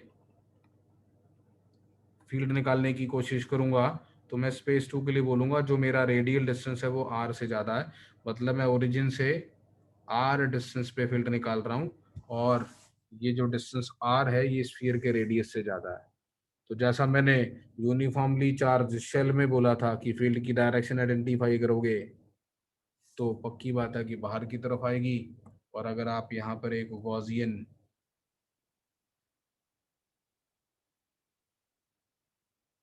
स्फीयर बना लें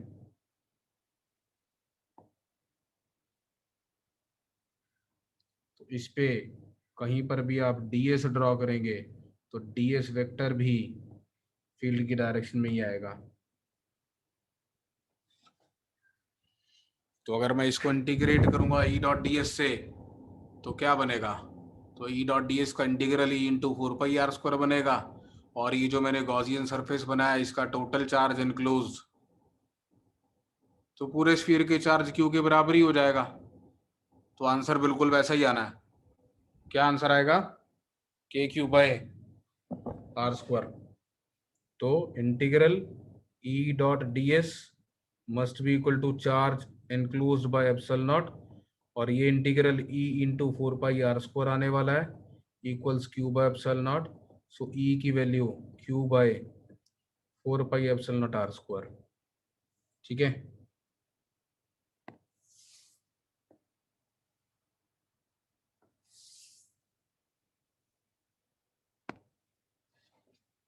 कोई डाउट तो नहीं किसी को, सीधी सीधी सी बात है, बहुत ऑब्वियस है, इसमें कुछ ऐसा नया नहीं है। क्लियर है ना? हाँ सर। अब इसमें यहाँ पे मैं आपको स्ट्रेस किस चीज पे करना चाह रहा हूँ कि बाहर से खड़े होकर देखने पर अपने को ये पता नहीं चलेगा कि ये स्फीयर यूनिफॉर्मली चार्ज है या फिर केवल सेंटर पे क्यू चार्ज रखा हुआ है या केवल सरफेस पे क्यू चार्ज है। तो क्यू चार्ज को आर रेडियस के स्फीयर में फैला दो या सेंटर पे रख दो या आर रेडियस के स्फेरिकल सरफेस पे फैला दो, as long as you are at a distance greater than capital r आपको एक ही जैसा आंसर मिलने वाला है ना। तो you are not able to distinguish between the field of a point charge, field of a uniform sphere of charge and the field of a uniform spherical layer of charge.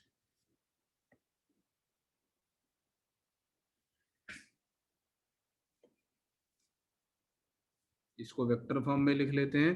तो यहाँ पे vector लगा देता हूं और यहाँ पे r cap लगा देता हूं। ठीक, नोट किया सभी ने? अगर मैं बात करूं स्पेस 1 की तो स्पेस 1 यानी इसके अंदर कोई पॉइंट है यहाँ पर, तो इस पॉइंट पे field as we have already discussed की अगर होगी तो रेडियली आउटवर्ड होगी। और अगर मैं यहाँ पर एक गॉसियन स्फीयर ड्रॉ करूं तो अगेन इस गॉसियन स्फीयर पे ds और e तो सेमी डायरेक्शन में आएंगे।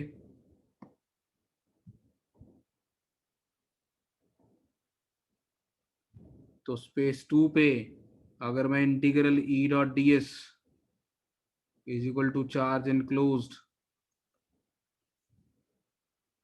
ओवर एप्सिलॉन नॉट लिखना चाहता हूं तो लेफ्ट हैंड साइड वाला इंटीग्रल तो फिर से e टाइम्स 4πr² ही आएगा। चार्ज इनक्लोज कितना होगा, अगर मैं रो की टर्म्स में लिखना चाहूं तो ये रो इंटू 4/3πr³ होगा। क्यों भाई? हाँ सर। पहले जो हमारा गॉसियन सरफेस था वो हमारे एक्चुअल स्फीयर के साइज से बड़ा था, तो जितना एक्चुअल स्फीयर में चार्ज था सारा का सारा मेरे गॉसियन सरफेस में आ गया था। लेकिन ये वाला जो गॉसियन सरफेस मैंने लिया है ये केवल एक पोर्शन को इनक्लोज कर रहा है, और कितना पोर्शन इनक्लोज कर रहा है वो इसकी खुद की वॉल्यूम डिसाइड कर रही है। तो इसलिए rho into 4/3 pi r cube, तो rho into 4/3 pi r cube over epsilon naught, and that gives you electric field as rho r/3 epsilon naught. In fact इसको वेक्टर फॉर्म में याद रखेंगे, E vector is equal to rho r vector by 3 epsilon not.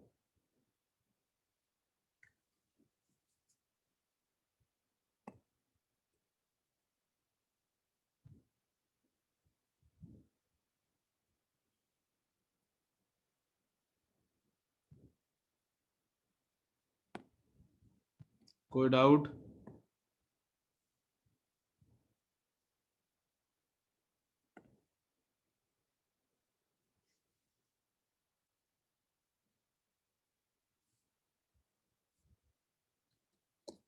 सभी को clear है? किसी को पूछना है?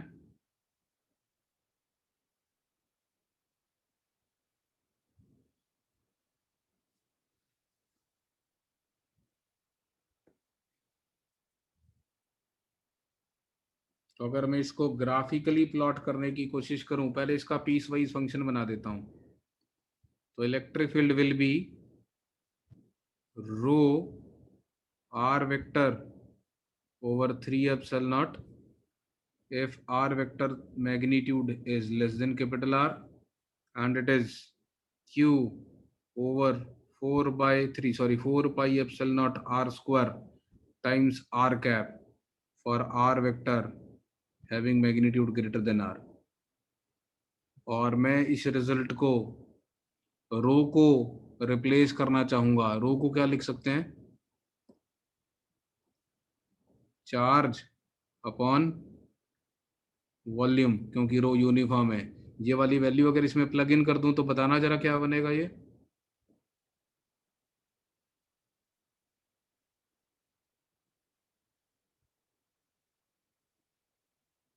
बनेगा Q r vector 4 pi epsilon 4 pi into r cube. दोनों फॉर्म में याद रहना चाहिए। और ये रिजल्ट इतना यूजफुल है, इतना ज़्यादा फ्रीक्वेंटली यूज होता है कि आपको रटा हुआ होना चाहिए। तो जैसे पॉइंट चार्ज की फील्ड रटी होती है स्फीयर ऑफ चार्ज के अंदर, और फील्ड आपको बिल्कुल रटी हुई होनी चाहिए। बहुत काम आती है, बहुत सारे क्वेश्चंस में डायरेक्टली यूज होता है ये फॉर्मूला।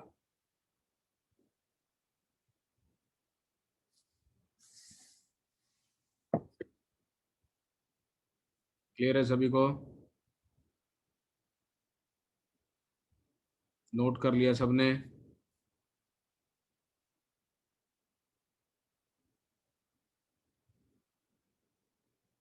ठीक है, निका नोट कर लो। ऊपर वाले स्क्रीन पे लेके जाऊं?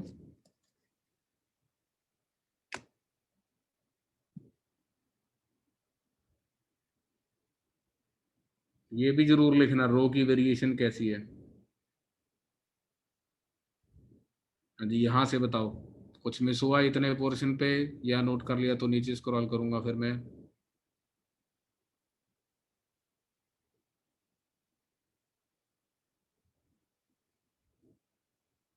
ठीक है,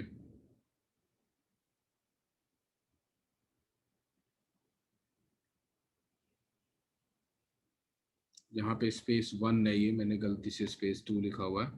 दिस इज स्पेस 1।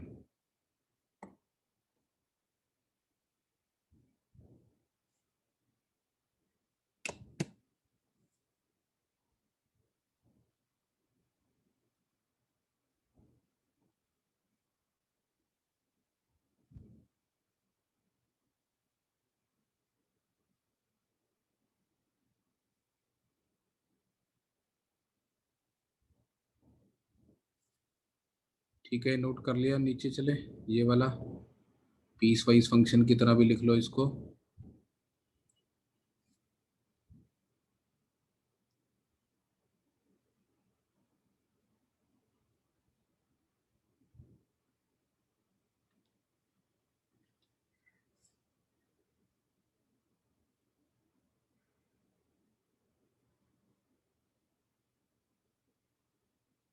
चलिए ठीक है जी, कोई डाउट है किसी को? सभी को क्लियर है? हाँ ठीक है बेटे, आज का सेशन अपने को क्लोज करना पड़ेगा। मेरा डिवाइस हैंग कर रहा है, चल नहीं पा रहा वो, मैं काफी देर से देख रहा था, अभी वो ओवर हीट हो गया है, तो इसको ब्रेक देनी पड़ेगी। तो आप लोग एक काम करेंगे, इतना जितना अभी तक हमने पढ़ा सारे को अच्छे से गो थ्रू कर लो, और फिर नेक्स्ट क्लास में आगे डिस्कशन कंटिन्यू करेंगे। सर एक कुछ तो डाउट था।